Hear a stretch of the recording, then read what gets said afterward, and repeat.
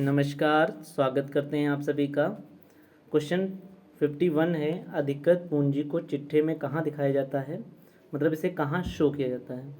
तो चिट्ठे में भी नहीं दिखाया जाता है, जोड़कर भी नहीं। तो और यह निर्गमन जो है की सीमा है, ये तो सही है। और जोड़ा नहीं जाता है, ये भी सही है। तो अगर आपसे पूरा क्वेश्चन पूछे तो चिट्ठे में जोड़ा नहीं जाता है, ये सही है, निर्गमन की सीमा है। परंतु चिट्ठे में दिखाया जाता है, ये गलत है। परंतु यहाँ पर दो ऑप्शन सही हैं, देन ऑप्शन नंबर डी जो है वो एंट्रेंस एग्जाम के हिसाब से सही हो जाएगा। नेक्स्ट है, बकाया राशि पर प्रविष्टि की जाएगी, मतलब कॉल्सिन एरियर पर एंट्री क्या होगी। ठीक, तो कॉल्सिन एरियर पे कॉल्सिन एरियर ही हो जाएगा। तो calls in arrear account debit to share capital account, first entry ही हो जाएगी। ऑप्शन नंबर ए सही हो जाएगा। अंशों का निर्गमन किया जा सकता है, तो ऐड पर भी, प्रीमियम पर भी और डिस्काउंट पर भी, इसलिए यहाँ पर ऑप्शन नंबर डी हो जाएगा। परंतु अब 2013 के बाद बट्टे वाला ऑप्शन चला गया है।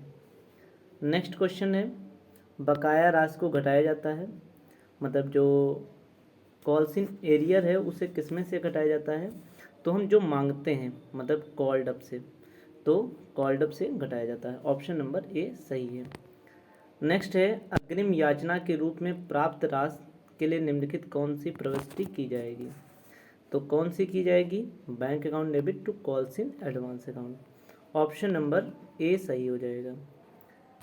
56 में आवंटन की राशि देय होने पर प्रविष्टि की जाएगी, तो राशि देय होने पर तो बैंक से हो जाएगी, बैंक अकाउंट डेबिट।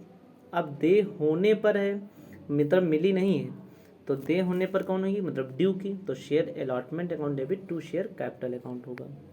और यहाँ एप्लीकेशन दे रखा है, ये गलत हो जाएगी। तो ऑप्शन नंबर ए सही हो जाएगा। 57 का जो है, अग्रिम मांग पर ब्याज के भुगतान के संबंध में एंट्री की जाती है, तो कौन सी की जाती है, तो उसके ब्याज पर interest on calls in advance account debit to bank account. तो ये हमारा ऑप्शन नंबर ए सही हो जाएगा। नेक्स्ट है, इसका आवेदन की राशि प्राप्त होने पर निम्नलिखित में कौन सी प्रविष्टि होगी, तो bank account debit to share application. Option number A सही हो जाएगा।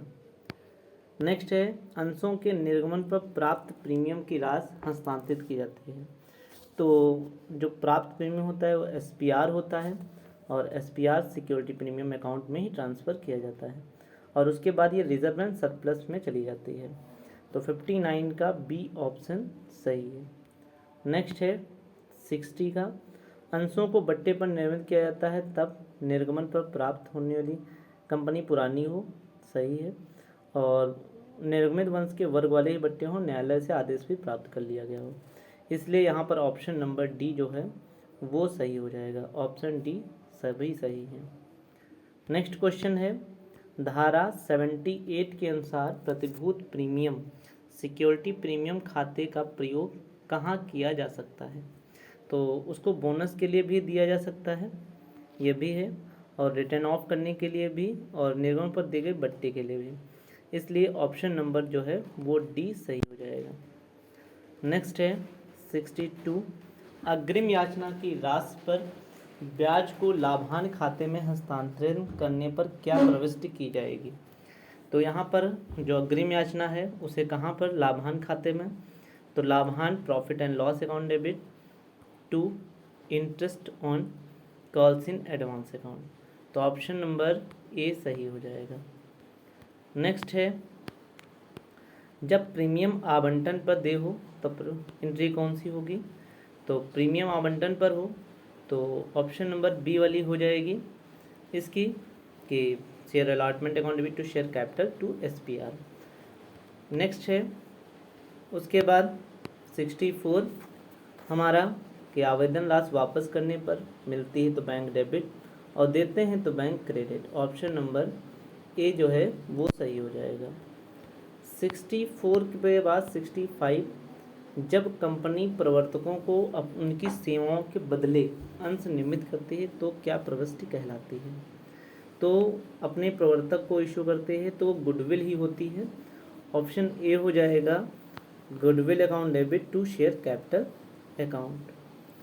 और कहीं कहीं इनकॉर्पोरेशन कॉस्ट भी लिख के आ जाता है। नेक्स्ट है कंपनी द्वारा संपत्ति तथा दायित्व लेने पर क्या प्रविष्टि होगी, क्या होगी, तो assets account debit to liabilities to vendor account. Option number A सही हो जाएगा। नेक्स्ट है अंशहरण का नोटिस दिया जाता है कितने दिन पूर्व, तो ये 14 डेज पहले ही दिया जाता है। ऑप्शन नंबर ए जो है वो सही हो जाएगा। नेक्स्ट है कि अंडर सब्सक्रिप्शन कब होता है, जब जनता द्वारा किए गए अंशदान निवेश संख्या से कम प्राप्त होते हैं, तो यही हो जाएगा ऑप्शन नंबर ए हो जाएगा 68 का ए। नेक्स्ट है विक्रेता को सम मूल्य पर अंशों का निर्गमन करने की प्रविष्टि होगी, तो सम मूल्य पर किसको, विक्रेता को, तो vendor account debit to share capital account, तो इसका ऑप्शन नंबर ए सही हो जाएगा। नेक्स्ट है 70 हरण किया गया अंश क्या होगा 70 का, तो हरण किया गया अंश बेचा जा सकता है, नहीं निरस्त किया, री इशू किया जा सकता है, तो इसका 70 का सी सही हो जाएगा। ठीक है, फिर 71 का क्वेश्चन है अंशहरण हेतु प्रस्ताव पास कहाँ से किया जाता है, तो इसका प्रस्ताव कहाँ से प्राप्त होता है, तो वहाँ के जो डायरेक्टर्स समिति होती है उससे होता है। ऑप्शन नंबर ए जो है वो सही हो जाएगा। नेक्स्ट है 72 अदत्त मांग राशि चिट्ठी में दिखाया जाता है, तो अदत्त मांग कहाँ दिखाई जाती है, तो दायित्व पक्ष में याचित और पूंजी के अंतर्गत उसमें से घटाकर दिखाई जाती है। ऑप्शन नंबर ए सही हो जाएगा। नेक्स्ट है अधिकार मूल्य ज्ञात किया जा सकता है, कैसे किया जा सकता है, तो 73 का फार्मूला होता है market price minus issue price upon number of shares plus 1। ठीक है, तो ऑप्शन नंबर ए सही हो जाएगा। नेक्स्ट इसका है अधिकृत पूंजी का उल्लेख कहाँ होता है, तो ये मेमोरेंडम ऑफ एसोसिएशन में होता है। ऑप्शन नंबर ए है पार्षद सीमा नियम। उसके बाद 75 है एक कंपनी अपने अंशों को बट्टे पर कंपनी अधिनियम की किस धारा के अंतर्गत निर्गमित करती है, तो वो 79 के थ्रू इशू करती है, तो इसलिए ऑप्शन नंबर सी सही हो जाएगा। न्यूनतम अभिधान राशि होती है तो किसकी होती है, तो जितनी इशू की जा रही है उसका 90% होती है। ठीक है, नेक्स्ट है जब अंशों को जब्त किया जाता है तो अंश पूंजी खाते में निम्नलिखित में से डेबिट किया जाता है, कितने से डेबिट किया जाता है, तो वो जितनी हमें मांगी गई है याचित कॉल्ड अमाउंट से, तो ऑप्शन नंबर बी सही हो जाएगा। नेक्स्ट है समापन के समय अग्रिम मांग राशि को क्या किया जाता है, तो मांग की राशि को लौटाया नहीं जाएगा, यहीं इसलिए ऑप्शन नंबर बी सही हो जाएगा। नेक्स्ट है अग्रिम मांग की राशि पर क्या होता है, तो अतिरिक्त मतदान भी प्राप्त नहीं होता है, इसलिए इसका भी ऑप्शन नंबर बी जो है वो सही हो जाएगा। आंशिक दत्त पूर्वाधिकार अंशों को पूर्णदत्त बनाने पर प्रविष्टि क्या की जाएगी, तो इसकी प्रविष्टि क्या होगी कि share final to preference share भी हो जाएगा और bank account debit to final, ये लास्ट नहीं होगी, इसलिए यहाँ पर ऑप्शन नंबर डी जो है वो सही हो जाएगा। 81 है निम्नलिखित में से किस प्रकार के अंशों का शोधन होगा, तो किस प्रकार के अंशों का शोधन होगा, जो fully paid up preference shares होते हैं उनका। ऑप्शन नंबर ए जो है वो सही हो जाएगा। यदि पूर्वाधिकारी अंशों का शोधन सम मूल्य पर होता है, तो पूर्वाधिकारी अंशों का शोधन, तो इसमें से कौन सी एंट्री हो जाएगी, तो देन ऑप्शन नंबर 82 का ए हो जाएगा preference share capital account debit to preference share holders account. Next है अग्रिम मांग भाग क्या है, 83 में अग्रिम मांग क्या है, शेयर कैपिटल है, ऑप्शन नंबर ए सही हो जाएगा। नेक्स्ट है निम्नलिखित में से किस प्रकार के लाभों को शोधन में प्रयोग किया जाता है, तो किस में प्रयोग किया जाता है, तो इसमें भी किया जा सकता है, इसलिए ऑप्शन नंबर डी जो है वो सही हो जाएगा। नेक्स्ट है पूर्वाधिकार अंशों के शोधन पर देय प्रीमियम को सर्वप्रथम अपलिखित करना चाहिए। तो किससे करना चाहिए? तो सबसे पहले हमें SPR से करना चाहिए, इसलिए ऑप्शन नंबर सी सही हो जाएगा। यदि पूर्वाधिकार अंशों के शोधन के लिए 6 लाख रुपए के समता अंशों को 10% बट्टे पर निर्गमन किया जाता है तो निम्न राशि का प्रयोग पूर्वाधिकार अंशों के भुगतान के लिए किया जाएगा। कितना किया जाएगा? तो 10% बट्टा 6 लाख का 10% 60,000, तो माइनस 60,000 हो जाएगा, तो अमाउंट बचेगा 5,40,000। तो 5,40,000 ऑप्शन नंबर सी जो है वो सही है। उसके बाद 87 जो है पूर्वाधिकार अंशों के प्रकार हैं, तो कौन होते हैं? संचयी होता है, असंचयी होता है, समतांश नहीं होते हैं, इसलिए ऑप्शन नंबर डी जो हो जाएगा वो ए और बी दोनों हो जाएगा। फिर है 88 ऋणपत्र खरीदने वाला व्यक्ति कौन होता है?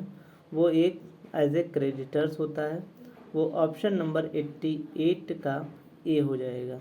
परंतु यहाँ पर ऋणपत्र धारी भी दिया है तो ऑप्शन नंबर डी ही सही माना जाएगा। यहाँ हमने क्रेडिटर्स तो होते ही हैं मगर ऑप्शन नंबर डी जो है ऋणपत्र धारी भी दे रखा है। नेक्स्ट है किस धारा के अंतर्गत पूर्वाधिकार अंशों का शोधन किया जाता है? तो जिसकी जो धारा है वो 80 के थ्रू किया जाता है, ऑप्शन नंबर जो है वो ए सही है। नेक्स्ट है पूंजी शोध संचय खाते में बोनस अंश निर्मित के लिए प्रयुक्त राशि के विरुद्ध प्रविष्टि की जाएगी। कौन सी की जाएगी? Capital reduction reserve account debit to bonus share holders account, option number A जो है वो सही है। नेक्स्ट है निम्नलिखित में से कौन से ऋणपत्र सुरक्षित होते हैं? तो जो सुरक्षित होंगे, सिक्योर्ड होंगे, सुरक्षित ऋणपत्र होंगे, इसलिए ऑप्शन नंबर जो है डी सही है। नेक्स्ट है कंपनी के स्वामी कौन होते हैं? तो जो शेयर होल्डर होते हैं वो कंपनी के ऑनर होते हैं, इसलिए ऑप्शन नंबर ए जो है वो सही हो जाएगा। वाहक ऋणपत्र वो होते हैं कौन से? जिनका वाहक पर देय हो और सुपुर्दगी से ही स्वामित्व ट्रांसफर हो जाए और ब्याज का भुगतान भी वाहक को देना हो, इसलिए इसके डी ऑप्शन सही हो जाएगा। यहाँ पे डी ऑप्शन सही है। नेक्स्ट है ऋणपत्रों का निर्गमन क्या है? एक पूंजीगत हानि है, तो इसलिए 94 का ऑप्शन नंबर ए सही हो जाएगा। 95 निम्नलिखित में से किस प्रकार के अंशों को ऋणपत्रों में बदला जा सकता है? तो जो बदलने वाले होंगे उन्हें बदला जाएगा, मतलब परिवर्तनीय ऋणपत्र, तो इसलिए ऑप्शन नंबर जो ए है वो सही है। नेक्स्ट है ऋणपत्र शोधन प्रीमियम खाता क्या है? कौन सा खाता है? तो इसमें से अगर आपसे पूछा जाता है तो 96 में ये भी एक पर्सनल अकाउंट है, तो ये भी एक व्यक्तिगत खाता है, तो ऑप्शन नंबर ए सही है। नेक्स्ट है ऋणपत्रों पर ब्याज दिया जा सकता है, तो ब्याज की कोई भी सीमा नहीं होती है, मतलब चाहे जितना दे कंपनी के पर है, तो इसलिए ऑप्शन नंबर डी सही हो जाएगा। अगला है सिंकिंग फंड हमेशा कौन सा शेष प्रदर्शित करता है? तो कौन करता है? तो सदैव जमा शेष ही प्रदर्शित करता है, इसलिए ऑप्शन नंबर जो ए है वो सही हो जाएगा। फिर 99 का की है 5 लाख रुपए के ऋणपत्र 5% बट्टे और 5% प्रीमियम पर शोध थे, तो कौन सा हो जाएगा? तो इसमें 5%, तो ये हमारे हो जाएंगे 2 बार, तो इसका अमाउंट जो है वो 2,50,000 आता है, 50% ही आता है।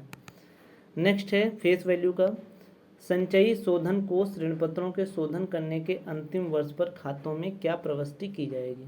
तो क्या प्रविष्टि की जाएगी? तो इसमें ऑप्शन एक और दे रखा है, मतलब कुल ऑप्शन इसमें ई तक दे रखे हैं, तो इसमें पहली भी होती है एंट्री, दूसरी भी, तीसरी भी और चौथी भी, इसलिए यहाँ पर ऑप्शन नंबर ई सही हो जाएगा।